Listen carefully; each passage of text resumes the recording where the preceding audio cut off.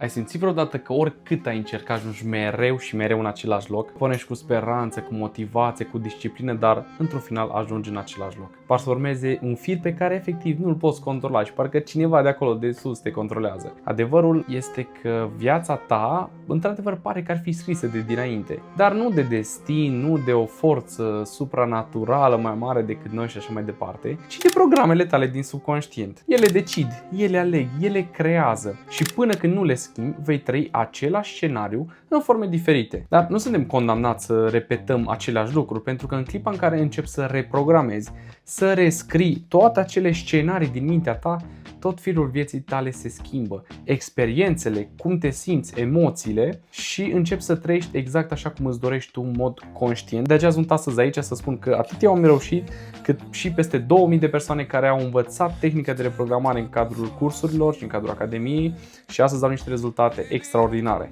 Și exact la fel poți și tu să faci toate aceste schimbări.